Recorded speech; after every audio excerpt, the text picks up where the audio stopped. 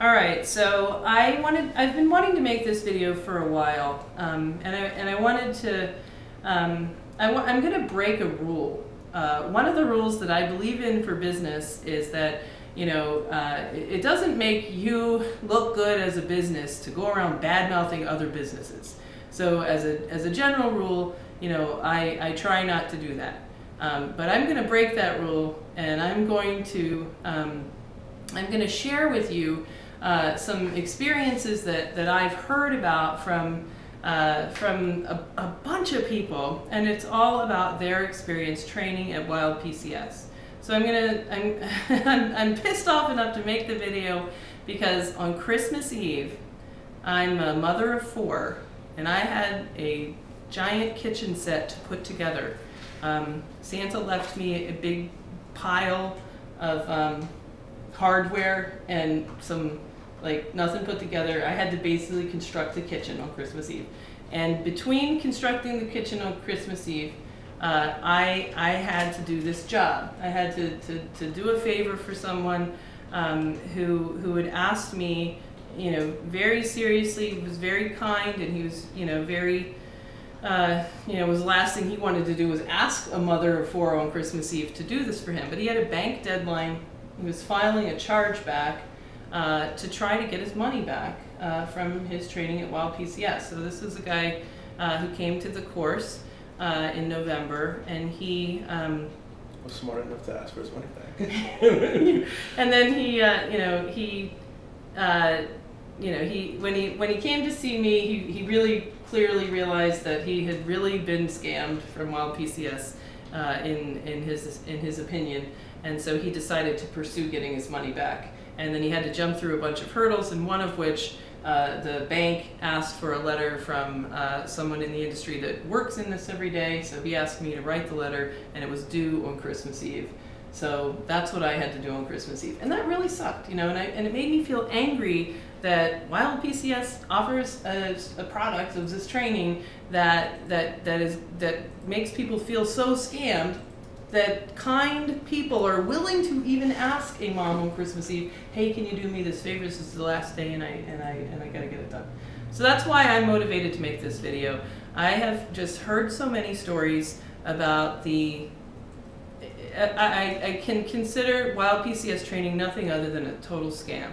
And I don't want for you, if you're thinking about going to Wild PCS, I don't want for you to come to me with the same sad story about how you've been scammed. I want this review to be out there for you to watch and for you to make your own decision with some knowledge and some experience, hearing from people that have actually went. So I have here with me, this is the January Practical Board Repair School, and I have with me David Cruz from New Jersey. And Dave is here training, and he did a particularly amazing repair today, I thought. I was really happy with it. Yeah, so he had an iPhone 5 for data recovery. When did you take that repair in? We've had it probably for about 3 or 4 months sitting in the shop. So 3 or 4 months, and he finally figured out, and he had to do a jumper on the gas gauge filter. We had to do 2 jumpers. The gas gauge filter, we had the filter that was supplying the BP1, B8 to the CPU. Yep. And we had to take a couple of caps off the board. And we had to fix data choke? The data choke. Right. Yeah, so it was a lot of fun. Yeah, and I think finding the short, I mean, after we repaired the visible damage, that was pretty straightforward to see the visible damage, and then, look at the schematic to figure out whether or not the other damage was important to repair. But even when we thought everything was fixed, it still didn't turn on. Right, we had the short to figure out. But really what was amazing is being able to actually systematically troubleshoot and understand what it is you're troubleshooting. Right. As opposed to it, you're looking at it and you're wondering what the hell all this does. Right, so having the confidence and being able to look through it and troubleshoot and find the short and kind of figure it out is very rewarding. I'd never seen that short before. I mean, that was what was cool, where it's just like, I don't know what that is. Let's look it up. It's open-ended, and that's the skill. And then when you see PP1 V8 under the CPU, and it's going to a line called Crystal, yeah, that probably needs to be there. Yeah. So we put it back, and the thing booted up, and we saw baby pictures, and that was pretty awesome. And I was amazed when I saw the Apple come up, because after all the jumpers and all that stuff, I was like, you were like, oh, it's gonna work, but I was like, I have to see this thing to turn on. So yeah, it was pretty so it did, but that was cool. So tell me about your experience with Wild PCS and your, what led you to go down that road, and what are your thoughts now? Well, the initial plan was to get a head start. I wanted to open a business. So this is back in 2014. I went to Wild PCS in August of 2014. And I actually paid for myself and my brother to go there and a hotel. So the whole thing ended up costing us $3,000 for the class, $1,500 for me, $1,500 for him, plus hotel and food and all that. And at the time I thought it was a good investment. I figured if we're going to do this, we're going to do it right. Let's get some training. He already had a bunch of phone experience because he had done it years So earlier. he already was a flip phone expert. Yeah, he did flip phones, but then he didn't do any repairs. Probably around 2008 or so. Mm-hmm. He stopped doing repairs, got into other stuff, and I actually called him in and said, look, I'm going to go and do a repair shop. I want you to come with me, you have experience. So we went. The idea was that for him, it was going to be a way for him to kind of get onto the new technology, the iPhones and all this stuff. Yeah. So that was the idea. How'd that work out? Well, the thing is that we went in August, and the shop didn't open until March. Yeah. So we really didn't understand the impact of what we learned until we actually started to implement it. So we had like this 4 or 5 month period where we were kind of doing a couple things, but we didn't have any large volume yet. Mm-hmm. But come March, as the volume started to come on and we started to try to do the techniques, we quickly found out that these things were not working. Yeah. So just out of logic, we started saying, okay, let's not do that anymore. Let's try this. Or even worse, there were certain repairs that we decided we weren't going to do because we were having issues with them. Like what? Like what were the techniques that didn't work? Well, there were several. There were several. The soldering was so part of the issue of Wild PCS is the tools they want you to buy, the tools they sell you. Mm-hmm. So when you take the class, you're using tools, and the repairs you're doing in the class, and this is really more in retrospect, are tailored to the tools that they have. Mm-hmm. So they give you a board and they tell you do X, Y, Z, and this is something that works okay with the tool you have. When you take that tool and you try to apply it to modern phones or real phones, it doesn't work. Phones that haven't already been desoldered before. Exactly, it doesn't work. So one of the ways of soldering like charge ports, that Wagner paint gun, which is not a good Blow idea. dry your hair. No, you don't want to blow dry your equipment, and the last thing you want to do is aim it at a phone or anything electrical, and not for the duration that they recommend. For example, on a Samsung S3 with non-lead solder, you take the paint gun, you point it at the charge port 3 inches away, because if it's any closer you may burn it, so the safe distance is 3 inches by their science, and and burn it for 3 minutes. Did it actually change the paint from green to like black? It changes green black. The board may warp, and it's a hot swap. So what you're gonna, they tell you set up the piece on the side of the charge port. Hot swap, is that some industry lingo? I'm not familiar with that. That's the technical term. It's a hot swap. So what you're gonna do is you're gonna pull the port out, and you're gonna take the other port and put it in place. Okay. And quickly turn off the heat so that you don't melt the new port. Because if you don't turn off the heat, the new port will. Yeah. And you can actually occasionally get success. The problem is that when you don't have success and you're buying your customer a new phone, that can get very expensive very quickly. How does the microphone not disintegrate? It does sometimes, but the other part that they teach you is to wrap the whole phone in Captain tape. So you're putting heat shields and Captain tape all over the place to try to avoid that from happening. Mm-hmm. But they sell you a hot air station, so I don't understand why not to do that. Well, they have what they call the Master Technician Kit, which they're selling for $1,000. And in reality, it's about $300 worth of stuff marked up greatly. Right. But you get this little microscope, and you get their Baku rework station, which is rebranded Wild PCS. Mm-hmm.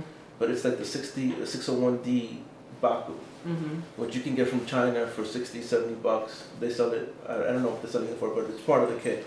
The problem with that is that the soldering iron is inconsistent. So you may actually have a successful job and you're like, this works perfect. And then when you try to do it again, it doesn't work the same way. If you have the hot air going, which doesn't exceed 450 degrees, which doesn't really melt solder, and if the, well, so picky, Dave. Well, if the soldering iron is on, you're gonna have mixed results because sometimes when the soldering iron is on, the hot air doesn't work as well, and you gotta turn the soldering side off. That sounds like very like 1800s, you know, like. But it's so no. Turn out the lights in the dining room. We're trying to cook. Yeah, but the problem is, their techniques account for that. They know that this hot air gun is not going to do anything, Right. which is why you got to use the paint gun. The paint stripper. The paint stripper, and paint stripper on a phone is not a good idea. So that's one instance of bad advice. The other bad advice is I'm almost embarrassed to say is I can't wait. It sounds. well, scrubbing bubbles for water damage. Oh yeah. So the way that is you take the foam board out, or you take off all the components, and you spray it with scrubbing bubbles in a small bucket, and you wait till the bubbles all disappear, because that's the cleaning That's the activity. magic. That's the magic. Then you throw it into a sonic cleaner, one of the little jewelry sonic cleaner type things. And you can either do that with alcohol or do that with water and then displace Wait, the put water. alcohol in the jewelry cleaner? Yeah, you can do Even that. though it catches on fire? I mean, that's totally not cool. Well, it doesn't. Well, It has a flash point. Is it heated? It is, but I don't think it's that hot. Well, when you are combining paint strippers with the flammable liquids, yeah, you can't put isopropyl in a. Yeah, but I don't think That's it's that hot. But this is the advice. Okay. Who am I to judge? Yeah, and the alcohol, next thing you can put water in it because alcohol is more expensive, and you can just use the alcohol to displace the water, or you can just use the alcohol. But this is using the Baku sonic cleaner. Yes. So this is, whatever. I saw one of those ones. That's hilarious. It was at iFixit in the things that they get donated or whatever, and it was one of those ones with the hilarious warnings.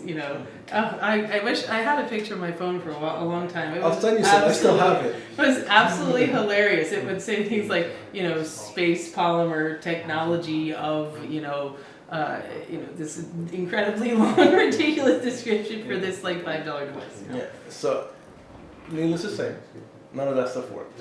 The problem. What? No, it didn't work. And occasionally you get lucky, because with anything you get lucky. So, you start to doubt yourself. You start to wonder, is it me?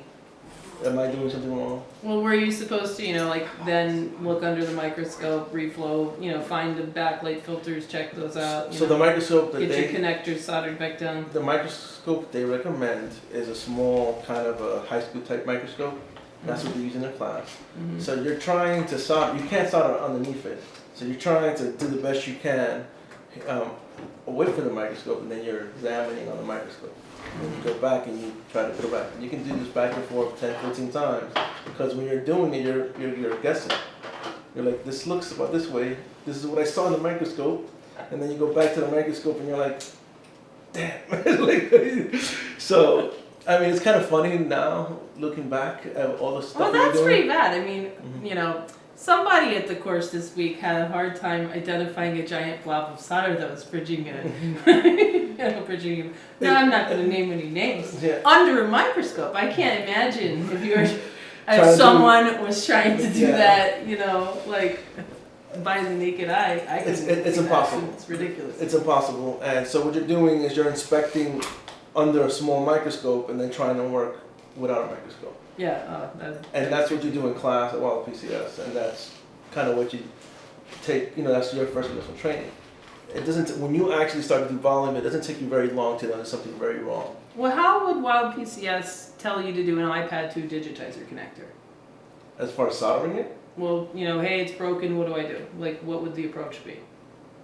Guy comes in and says, I tried to do a DIY screen replacement, and you've come to your shop because I hear you're a level 3 master technician, so you can fix anything.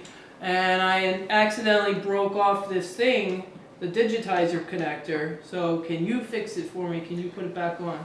I don't think they would. I mean, they may tell you in the class that I guess you would hit it with the heat gun to get it off, and then you would try to solder it down with the soldering iron. But it would be naked eye. You'd be trying to put that thing down, and then inspect it, and then go back and try to. Did they have at least like appropriate tips, like micro pencil, hot tweezers, stuff to like change They have tips for different jobs? We're gonna have to do another video, and I'm gonna show you the diagram with pencil marks. Yeah. That says if you're doing plastic, use the hot air. Okay. And if you're using unleaded, use the heat gun, and it's like a little drawn pencil of a heat gun.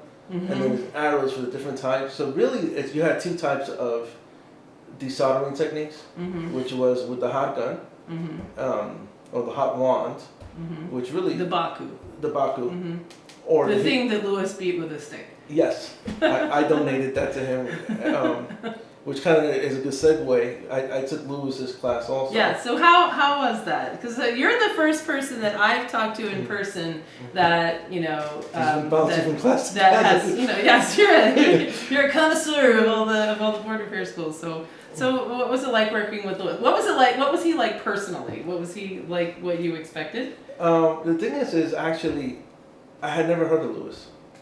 What? I had never heard of Lewis.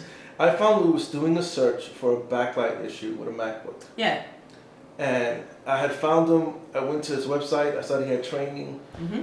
The MacBook was kind of expensive, and I was just doing the math. And I'm like, hey, this guy fixes them. I got a MacBook. I have to buy my customer a new MacBook. I can just pay for the class, get it fixed, and kind of get the class for free. Yeah, exactly. break even. So, I wasn't sure. I started looking through all his videos. He said, watch these videos before you come here. Yeah. And I did. I watched them all. Like the basic electronics series? Yeah. I watched the basic electronics and all that stuff. And it didn't really sink in at the time. I kind of just went through the whole thing. I'm like, okay, I got it. Went and met him, and he's a colorful personality.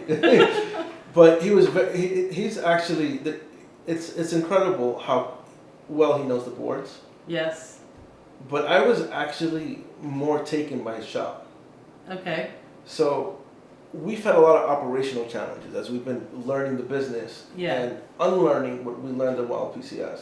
Because it really actually goes beyond. Do they teach like business strategies? No, they say they do. And that's really the problem, is that they give you, they sell you on that they're going to tell you how to open up and give you suppliers and, best practices. And the reality, that shit is bullshit. It's really what it is, because what they're giving you is one or two websites that are really common websites to get parts from. It's very superficial. There's really no good practices. They're just telling you, when you get a package and you're going to date it and you're going to send it there for RMA, and they kind of save all this for the last day when they do the business. But very little of it is real world. When I sat down at Lewis's shop, he has it working like a machine. So he's got his admin in the front, he's got a tech in the middle, he's in the back, and by the time he gets a repair, it's been through all the steps, and he gets the board. He has slots all over the shop where everything is slotted nicely. It works like a well-oiled machine. The first thing I did when I got back to my shop was order one of those IKEA things? No, we made our own slots. Oh, look at you. Yeah, we were like, hey, we was going to put some slots. We had other stuff. We had bins that we were carrying around, and we were about to make a very expensive order of more bins. Oh, wow. And I was like, stop. Cancel the order. Don't do it. We're just going to do bins as shelves. Yeah. And it actually solved the problem that we were having, because we had all our bins marked, but bins move. Right. So sometimes you're looking for the bin now, but by having a static place where the part is, like, hey, when you're done, put it back there. Right. And that may seem like, something simple. Right. But just looking at his operation, I was more taken by how the operation was than just the board repair. The board repair was cool. Yeah. But I really wasn't focusing on that at the time. Right. I was trying to pick his mind on his business. Right. And the tools. Right. When I first used the tools, it was like, Oh. So I heard this story. Yeah. I think that I heard it from Lewis actually, that you were like, I can't use this yellow and blue stuff. I got like PTSD from this stuff. Well, when I walked in, I saw the yellow and blue stuff, and I was like, oh. I was like, because I had actually been searching for new tools, and one of the key things that was like, oh nope, next page was anything that was yellow and blue. Sure. Yeah. And it was because I was using the Baku yellow and blue, and it looked really cheap. The colors looked cheap to me, Right. and I related it to this device. And Lewis was like, no, Hako's good. I was like, okay. So, and then when I started to use it, what I found most amazing, and this may sound silly, is the solder melted when you touched it. Like when it hit 750 and you touched the solder, it actually melted. You wasn't waiting and. Yeah, of course. I want to see. Wait, I'm kind of intrigued to see the soldering iron that doesn't melt solder. That sounds pretty cool. I can bring you one. I have 3 more left because after the class, I saw that Wild PCS was selling them at a ridiculous price. Mm-hmm. So I figured out which model it was, and I'm like, oh, I can get these. Mm-hmm. So I ordered them, which they suggested from China, which they suggested you should never do. You should get it from them. Much risk. Yes. But I ordered like 4 of them from China. I basically ordered their master kit, but I ordered it not from them. Directly. Mm-hmm. I ordered it directly, and I saved. Like I thought I was saving. I didn't know. Well, I thought I was being smart. I'm like, instead of paying $1,000, I get it for $300. I'm like, sure. I'll buy 3. Yeah, exactly. Which is exactly what the logic was. Yep. And I'm like, or if anything, I'm saying I may even start reselling these myself. Yeah. I would never sell that to anyone. In fact, Lewis offered me money for the Baku. I'm like, no. Like I can't take any money for this. Well, you could have charged him for like a gym class. What are you paying for a Zumba class these days? Okay, give me $10. Here's your stick. Have fun. Yeah. Well, he told me, he's like, you do know I'm gonna destroy this. And I was like, please do. Yeah. Can I help? Yeah. So we let me have a few cracks. We don't use them. We literally we have them just all to the side. We don't use any of that stuff anymore. But the sad thing is that it was an expensive lesson. I mean, I can honestly estimate we probably lost thousands of dollars because we broke phones unnecessarily. The waste of money, the waste of time in the class, and you think you're doing something right, and you start to second guess yourself, and it's just a serious waste of time, is what it is.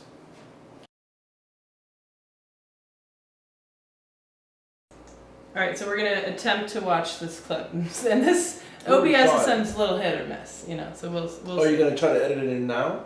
Yeah, and we're gonna capture it as we kind of watch it together. In theory, all right. So we're gonna go to here, and we're going to get rid of that, and then in theory we can watch this together. So this is Dave at Practical Board Repair So what School. is the major differences between the Wild PCS method that you learned for these connectors and what you're doing now? There is no similarity at all.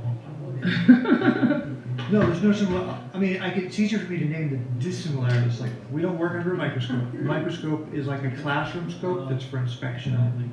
Okay. There's virtually no soldering done with an iron, maybe 10, 15, 20% at the most. Mm-hmm.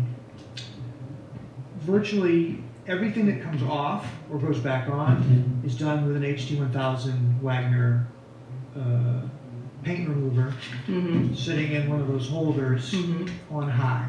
And if you want to protect the board, you've got to either put captain's tape down or you have to put sheetards down, that's somewhat similar to what we're doing, but No, it's not.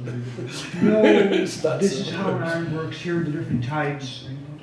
This is why flux is important. It's just important.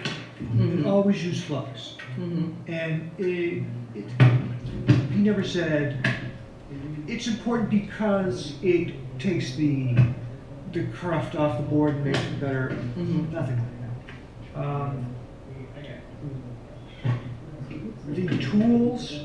This would be a $10 Radio Shack style analog swing, only used to determine If the needle swings, then that's your result. If it doesn't swing, then that's your result. And to be honest, I can't remember. I don't even remember what mode it was. I think it was in the continuity mode. So there was just a little continuity testing mode. Nothing else. Not even why the needle swings. Just text. We don't need to know that stuff. Oh. No schematics, no components, no capacitors, resistors, diodes, coils, traces, vias, nothing like that. What else is different? No hot air. Now they sold us the cheap combined hot air and iron stations, but he specifically said, and this was a mantra that he repeated over and over again, hot air will melt plastic before the Wagner power, whatever it is, that power of the heating gun, Yes. constantly. And that is why This is we what I was never gonna remember. use hot air to take anything off of any board except for parts that don't have plastic. And the only ones that he had to show us were tiny little speakers on the It's phone counterintuitive, that but were the all hot there. air is so fast. Another huge that it difference, melts we the didn't solid work on before it melts the anything plastic. modern. There was the promise of looking at an iPad at the end of the course. We never got to. So we were working on, he had us learning the difference between a flip, a slide, and a, the ones that pop straight up. I forget. I don't even remember. I'll check the Smithsonian. Yeah, exactly.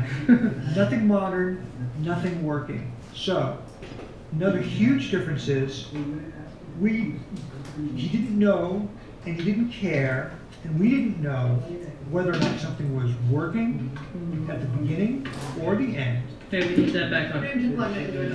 Okay. Thank you. So, there was never any practical application. We never opened anything newer than, here's a connector on some flip phone. Okay, take the flip phone apart, and when you get there, let me know, and I'll show you how to take this connector out. And I'll show you how to put the connector back in. So soldering on top of your wallet is much more. I needed something, well, first of all, this is an investment. Yes! It's a practical, that's right. Yes, this is a practical investment, That's right. and I needed something this tall. Yes, perfect, I like it. So, what are you gonna do? I like it. All right, where are we now on this project?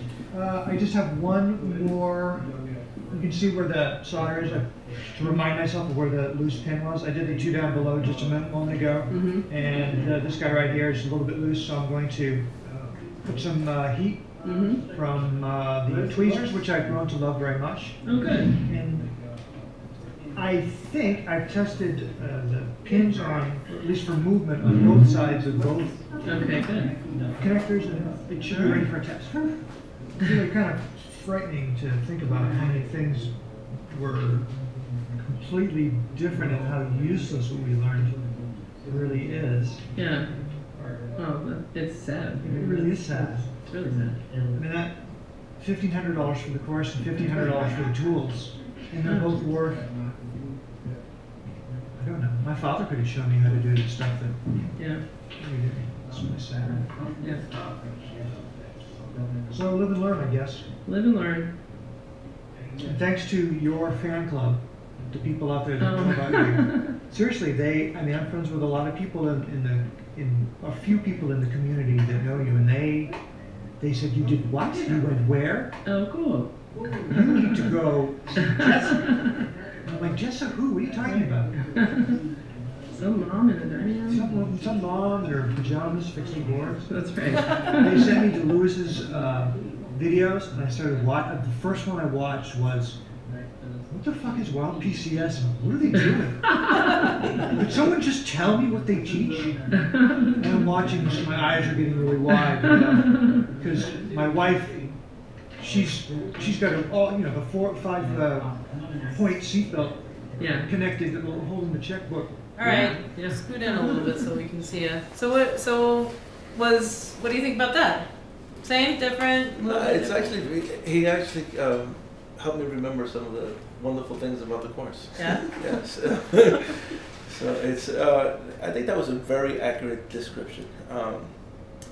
But I can help him remember that what it was is the heat gun does not melt. It's so hot that it won't melt the plastic. It'll melt the solder first. And the wand will melt the plastic first. So you don't use it on any components that have plastic. You can only use it on all metal components. So a blast of 1,000 degrees Fahrenheit is not going to melt plastic. Because it'll melt the solder quick enough that the melting point of the plastic is like, you don't need to understand why. Because I don't really. That doesn't make any sense to Well, me. you should go to Wild PCS. I guess so. I do need to go because we got I had to get a consult already just a few minutes ago. Christy handed us. Where is that phone? It's Yeah. It's on this table over here. Oh, is this my work file for tomorrow? Is it this? Yeah. Yeah. So we got this in for data recovery. So I'm so glad you're here because Yes. it's going to save me from having to go to Wild PCS, which all I know is that everybody leaves Wild PCS pretty miserable. Well, I'm gonna give away. I'm gonna give away the Wild PCS secret. Okay. The Wild PCS, and this will take. Is this like what you would work on there? Definitely. Wow. And this is I've one- I've never had reason to Well, need to know this until right now. Wild PCS will tell you that they're gonna teach you how to fix every phone, Yes. and all you need to know is this: there are only 3 types of phones. What about the Galaxy S6? Is Well, it kind of well- similar to that one? Is that By their rules, yes, and I'll explain why. Because it's only a flip phone, which is this. okay? There's the slider phone, and then the rest are called bar phones. Or phones? No, well, they're called bar phones, and if you can fix any of those 3 types, you can fix any phone. What And about a rotary phone? well, they're talking mobile devices here, Oh, okay. and a flip phone is nothing but 2 bar phones back to back. Ah, so you don't even really need to know how to fix that because if you know a bar phone, then you automatically know how to fix it. Exactly. So, Okay. so if you can fix one flip phone, you can fix any flip phone. Yeah. And if you can fix one bar phone, you can fix any bar phone. Now, the Samsung 6 would qualify as a bar phone. Right, because fixing that is a heck of a lot similar to an iPhone 4. And well, the apples are different, but even if you look at the Samsung 4 and the S5 and the S6, you will quickly realize that they're not created equal. No. S4. I have had to buy someone a new LCD. I speak your language. Oh, Yes. So it's bullshit, is what it is. And when you try to apply that and you look at a phone, well, I should be able to do this. It's a lie. All right, but you though, this combined experience that you have now, Wild PCS will have taught you how to get into that phone. Then with your training with Lewis and now with me, this is a water damaged phone. You will be able to take that board, put it in the crust. Then you'll be able to go under the microscope, and you'll be able to assess for visual damage. You'll be able to recognize components on the board. Are you going to be able to recover that data for me tomorrow Yeah, I can on do the that. last day? I'm pretty sure we can do it, but I will not be applying any Wild PCS even to open the phone. No, seriously, it's a crime. Yeah. Well, that's It's a you know, crime. it took me a long time to like kind of make this video because it feels a little bit mean, but it's you're here every single iteration of Practical Board Repair School, someone has been to Wild PCS, and I've heard, I don't know, a dozen different people say these exact same things to me. Every single one of them has zero, like nothing good to say. Not like it was okay and it was large, it was just like we were scammed, this was horrible, we learned nothing. We have had to actively unlearn the things that we paid to know because they were just wrong and misleading, and we lost all this money. We burned up phones, we turned repairable phones unrepairable trying to do this at home before we had to realize on our own that we had been really duped with wrong information. That's what I've heard from so many people. And it's true. And what the part of it that kind of confuses you in the class is there's some corporations that are actually sending people there. So when you're sitting in class at Wild PCS and other people are, let's say, I'm not going to mention corporations, but they send their text there, it almost gives credence to the class. You think, oh, well, if this corporation is sending someone here, And now I just feel bad for everybody. You know, I feel Right. bad for those corporations that think they're doing something that's Right. worthwhile when they should Right. never be sending any text there. Right. And there was actually a kid that was there that his mom had paid. He was like in his mid-20s. Mhm. And you can tell that his mom probably paid because she's trying to get her son to do something. Yeah. And it probably wasn't, you know, it was a sacrifice for her. Right. And in retrospect, I wish I could like contact his mother and say, like, do not send your child here. Yeah. Um, Well, we've run into it before, where people have gone to Wild PCS, and we had like a problem with a repair one time where we did some repair. I forget if it was a connector or a backlight or something, and then we sent the phone back, and they and it was a parts problem, so they get the phone back and they put a screen on it and claim that it doesn't work. They send it back to us, and it works fine with a known good screen. So we send it back, and they had trouble accepting that it was a parts problem when there's nothing wrong with the phone. If you put a original screen on it, it will work. So whatever parts they were using was the problem, and they kind of came back with this. We know because we are level 3 certified. What does that mean? In fact, I don't know, but I want to hang a sign on the door that says level 10, because I remember them saying, we have the same training as you. That was the direct quote. I know what I'm talking about. We have the same training as you. We are level 3 master techs. What? For heat gun work? That doesn't make any sense. To begin with, most of the most basic repair here, the backlight filter, Yes. is considered in Wild PCS out of scope. You do disconnect the battery. You do not want to blow out the filter Right. because that's really not anything you're going to be able to repair. And that's like the most At basic. the micro soldering, It's a basic repair. level 3 master tech. Right. So we're talking in this class. Day one. Day one basic repair. That's already beyond the scope of Wild PCS. Mhm. Anything else that we're doing, like at the U2 chip, Mhm. BGAs are, forget about it. You can. I remember the instructor's code. You don't want it. If it has anything to do with BGA, you don't touch it. I've been doing it for a long time, and I have like a 50-50 chance of successfully doing a BGA, and it's like, years of experience. So don't even bother. It's not worth it. And we were doing BGAs, Wednesday, day 3, we started doing BGAs. Mhm. So, for them to even think, that just shows how Right. confused they are. Right. So that's the thing, and so we did fix that. What I liked about that video is that I have a video that I don't have permission to show. That was a kind of a video that was sent in by someone saying, I want to tell you the real deal, and it was really sad where this guy had saved, and this was like his dream to go to this course because that was going to really transform him professionally, and he had tried to work in a general repair shop, and he knew he liked cell phone repair, so this was really going to set him apart. And then he said he realized, in his story it was, he realized that on what we're gonna do glass only, a day of glass only repair, and so somebody took a already been separated, LCD and glass, and said you put it on a hot plate like this, and then you take it off and just slide it off. There you go, and then you put Loca and put another one on. That's it. And then he said, "Okay, are we gonna do it? You just did. What? Back to the seats." And that's when he had this moment of like, "Oh my God, I've been scammed. I've been duped. This is not what I thought it was going to be." And the horrible feeling of realizing that you just wasted, like this chance, and that you went. It was horrible. It was really, really sad. And then You can learn everything that Wild PCS is going to teach you on your own. sure, yeah. If you take a phone apart and put it back together, and paint your child's nursery and get the old paint off. Yeah. Well, just Change doing the that wallpaper. is basically all they're going to teach you.